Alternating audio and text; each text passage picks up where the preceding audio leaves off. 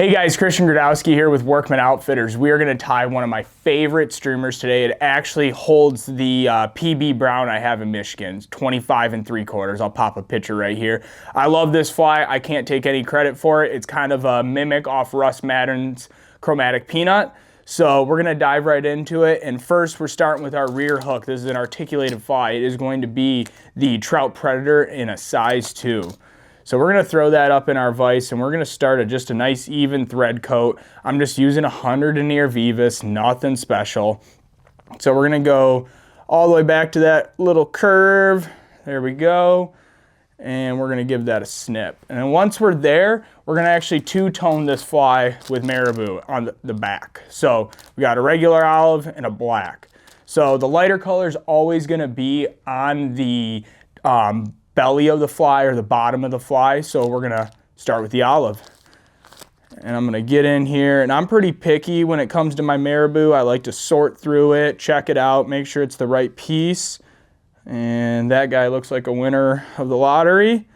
And we're gonna come up here, we're gonna pluck our top stem. So we have a nice taper out the back. We're gonna strip all this excess off because I don't like dealing with it. And then we're gonna wet it so we got a good look at it. There we go. And for this one, I like to just go a little bit longer than the actual hook. So air it there, about right there looks good to me. Give that 1 wrap, 2 wraps, look on both sides, that looks good to me. And then we're gonna go in here, get our black. We're gonna find a nice healthy chunk of marabou. And it's important too that you go through it and find the right marabou for your fly. A lot of people just kind of grab whatever and you kind of see that in the fly when it's done. Does it matter? Probably not, but I don't know, tying for looks basically. So there we go, got our black. We're gonna pair that right on top. And you can change up this fly every which way you want to. I have also done this fly with the barred marabou by MFC, and I really like how that makes this fly turn out. But for today, we're just doing the hot color because this fly right here holds my biggest Michigan brown. So here we go. Got our marabou tied in.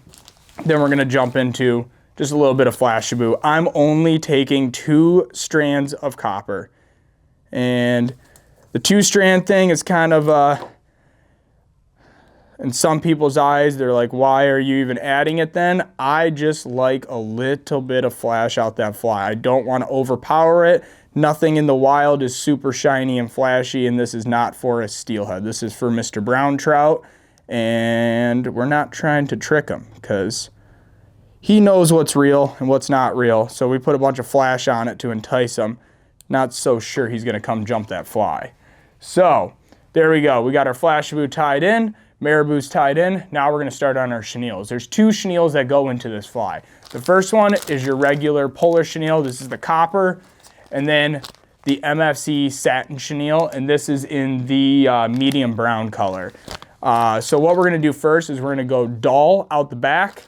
And we're going to finish up near the eye of the hook with the polar chenille. So get in here. We're going to grab a chunk. And we are going to just tie that in. And I'd say you're wrapping this till about halfway.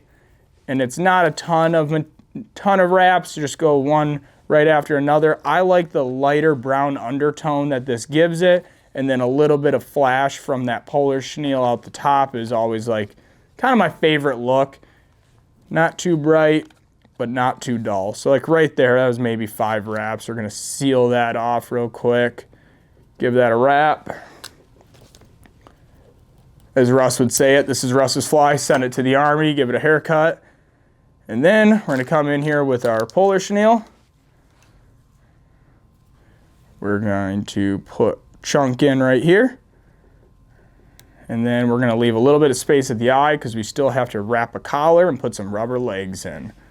So we're going up the hook. That was 3, 4, and 5. And that looks good to me. We're gonna whip that down. Boom. There we go. All right. So now that we have this done right here, there's two ways of going about this. We can either do the collar first, then the rubber legs, or we can go rubber legs, then the collar. So I like to always do collar, then rubber legs, because I want those rubber legs to kind of push and be held out by the collar of this rear hook. So we're gonna go into olive schlopping and some black schlopping, but I wanted also to show you these guys. These are really cool. These are really expensive schlopping capes. Really awesome to have, but you do not need them. And we're not gonna tie them in this fly because I don't wanna be on here telling you guys you have to spend $70 per saddle to tie a fly. The Chinese strung stuff works perfectly fine, but if you want a little bit nicer look, a little bit longer fibers and cleaner fibers, going to the whiting saddles is gonna be your better option. But we're going cheap way because this is gonna end up in a tree before it catches a fish probably. So we're gonna get in here, we're gonna grab one. That looks good to me. And then we're gonna go into our olive and we're gonna double these up. And we're gonna sort through our olive and try to match the black feather I grabbed, and that looks about the same thickness. I'm going to come up about right there on the feather, and that's gonna be my tie-in point. And I want to do the olive first, so that is the undertone to the wraps, and the black will lead it. So then we tie that in, give it a snip, come in here, clean the black stem up a little bit, and then we will splay that out. Bingo, and we're gonna go tie in our black. There we go. Sweet. So now we're gonna move forward to the eye of the hook. We got these two paired up and we're gonna start wrapping. And every wrap, I'm coming in by hand and holding that material down. I'm pushing it back, getting it to lay nice. If you just sit here and wrap it forward, it's gonna get all bound up, it's not gonna look pretty, and then you're not gonna catch a fish. That's a lie, you probably still will catch fish, but I like the way this looks. And I'm just looking to leave just a little bit of room by that eye because I'm gonna go back over this schlopping with my thread a little bit. So about right there looks really good. I'm gonna come in here, tease out the feathers that wanna get stuck in there, come up, give it one secure wrap, and then I'm gonna go over top of it a few times. Just like that. Come in here. Ooh, come on, cut for me. There we go. Bingo. So now we're gonna take our rubber legs. Our rubber legs are nothing special. They pretty much change every time I tie this fly, but there's one thing that they always are the same for. There's some type of olive. Doesn't matter if it's olive with blue flake, olive with red flake, anything. This is olive and black flake.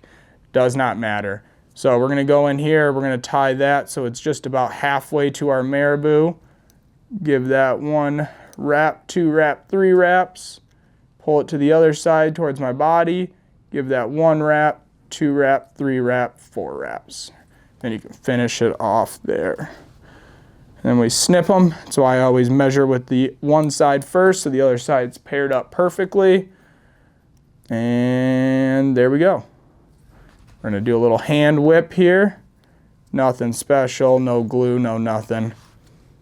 Hopefully it catches one brown and one big one and I hang it up on the wall afterwards. There we go. Perfect. There we are. Now we're gonna go into trout predator size 1. There we go. And we already got one out and we're gonna throw that in the vise and we are gonna get a thread base all the way back to that barb first. Send that off. And then we're gonna get in here. You can use anything you want for connection, but my favorite is Maxima or the Berkley Big Game. This stuff is awesome. You can see it literally is $10.99. Super cheap. This is the 40 pound. We like mono over fluorocarbon and wire. Fluorocarbon does not let it get cinched down into the fluorocarbon because fluorocarbon is a lot stiffer than mono. Mono lets you cut in And then wire, if it ever kinks, anything like that, doesn't swim right, but then it could also rust. So we like mono here. So first thing we're gonna do is we're gonna tie in our chunk. We're gonna make some wraps, get a good coat on that first one so it stays nice and straight up like that. That looks good to me. Then we're taking 2 olive little 6mm beads. We're going to thread that on.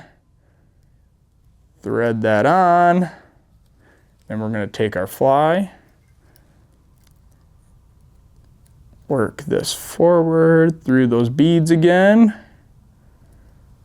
There we are. And the sizing I always look for on the loop off the back of the beads is that teardrop or that size of the eye of the hook. That's kind of what you're going for. As long as it's laying straight, it looks like it's going to swim straight, you're good. So we're going to work that about halfway, fold it over, cinch that down. Get yourself a pair of wire cutters or something like that. Send that off. All right, now once we're here, we're gonna work all the way back up to the front real quick, and we're gonna put on some bead chain. It's just 4 medium bead chains, nothing special. And we're going to put that underneath because we don't want this fly to turn over. So you want it underneath by the hook point. And we are going to wrap this in. Looks good to me there. Perfect. And the more forward you have the eyes onto that hook eye, the better the fly is going to swim. As you start moving it back, that fly is going to sink more like this, not go like this. So when you strip, you're going like that. If you have the weight further back, like say right here, it's gonna go and it's not gonna dig like you want it to and get that action. So we wanna jam those as close as we can to the front. And when I go to finish off the fly, I'll scooch them back a little bit, finish it off, and then bring them forward. So there we are. Now we're gonna go into our marabou again. This is where you can grab a kind of a crappy chunk of marabou because you're just doing a little bit of a cover up. So I'll go in here, try to find the crappiest one on the stem. This one looks pretty good. We're gonna strip all that off, take out our tip,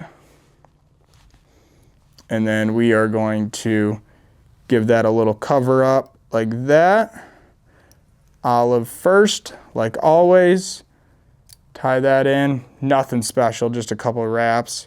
And you can see I'm not looking for bulk back there, I'm just looking for it to cover up the beads and kind of taper to the rear hook. Next we're gonna go to our black. We're gonna come in here, find the crappiest section of black marabou I got. Strip all the bad off, come up here, rip the tip, come in, and lay that like this. Tie that all in. Bingo. Alrighty. Now, rinse and repeat. We're going to grab our satin chenille first, and then we will add the polar chenille. So we're gonna tie this in like before. And this is the same kind of thing. We're going about only halfway. So come in here, we're gonna give this a few wraps.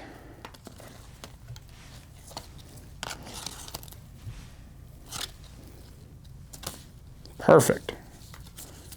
And then send that off. Rinse and repeat. We're going back to that polar chenille. Come in here, tie the polar chenille in, and there we go. And now we're going to bring that polar chenille, basically give yourself like a fingernail from the fingernail off of where you tied that mono in. So like right there, I have a little bit of gap if you guys can see it. There we go. We're gonna go in here, tie that, give that a good old cinch down. We don't want that moving on us. Send that out of here. Perfect. All right. Next, because I want to have a clean taper, we're actually gonna go rubber legs first this time. Out the back, I like them in the front of the collar. In the front, I like them behind the collar. So, come in here, we got 2 rubber legs. We're gonna make sure those go all the way to about the halfway of our rear hook. 2 wraps, and grab, and there we go. Perfect. And because I measured the one side, I know where to cut the other. Boom. Alrighty. Next, we are gonna grab our schlappen again. We're gonna come in here and look for a healthy chunk.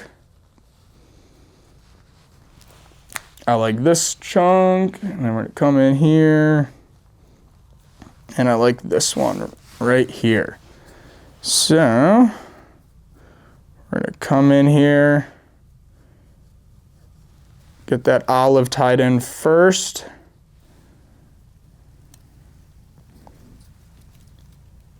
All right, olives in. And we're gonna come in with the black schlappen. Once the black schlappen's in, we're ready to rock and start wrapping. We're close. This fly shouldn't take forever, but it does take some time if you're getting used to tying articulated stuff and pairing feathers and all that. And then now we're gonna come in here, we're gonna do that same thing. We're gonna wrap this all the way up.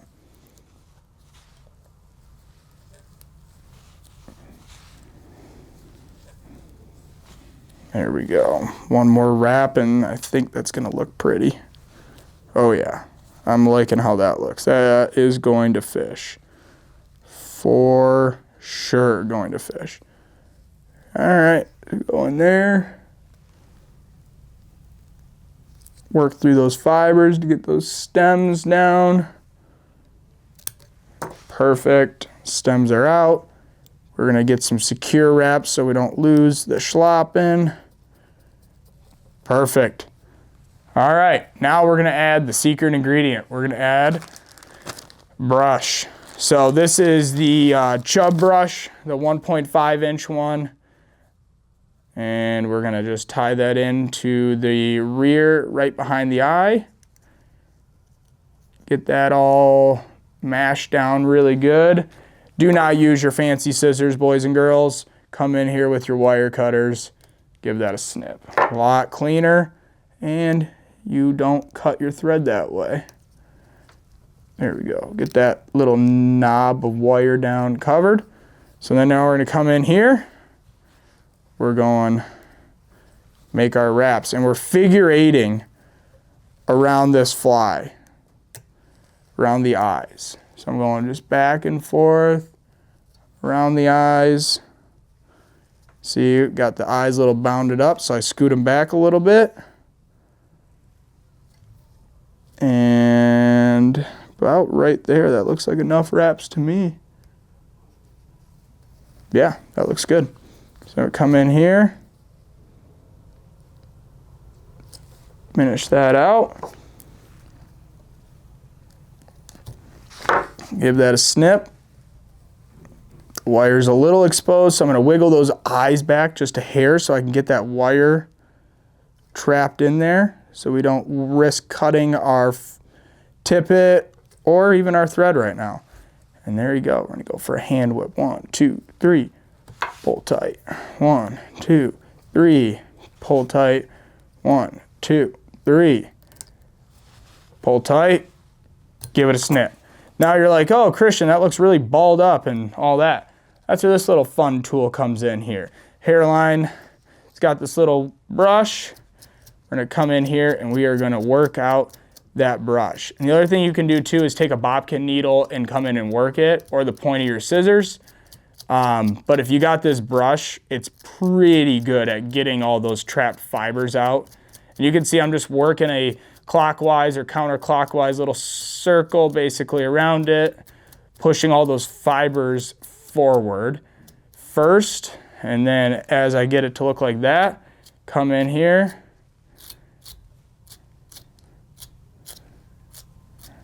just like that. And that right there, guys, is my version of Russ's Chromatic Peanut. It has my PB Brown in Michigan, so I'm really tied to this fly. I love this fly. You can change every color about it, any style you want about it, different brushes, different schlappen, different chenilles, different rubber legs, everything. Experiment and have fun. That's why we're here as a fly shop. We have the materials so you guys can get creative on the vise. My name is Gradowski. Thank you guys so much for watching Werkman Outfitters YouTube channel, and I'll see you in the next video.